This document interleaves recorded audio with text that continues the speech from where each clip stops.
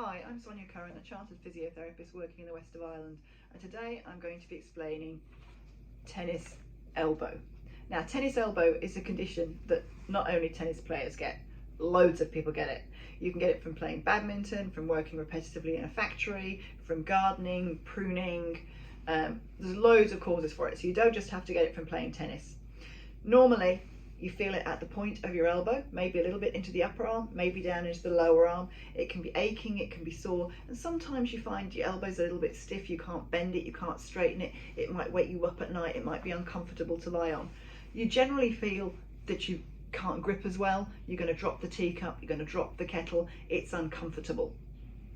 I'm going to show you a chart and you'll see the area of inflammation on that chart in the area that's red.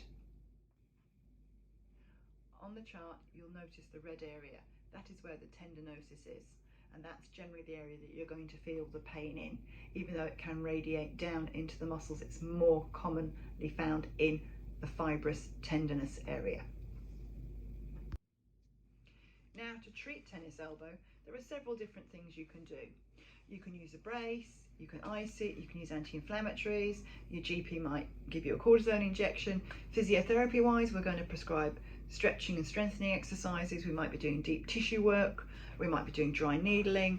There's lots of different things we can do to help it. It is a slow condition, it doesn't go away straight away. People get very frustrated because it does take time. It can take, anything from 2 to 6 weeks, even up to a couple of months to settle down. So don't get frustrated, it is self-limiting. Generally, in 80 to 90% of cases, it will go away completely. If it doesn't, obviously then you need to get an x-ray and get another referral on. But in most cases, you'll be sorted with physiotherapy. So take care, we'll see you next time.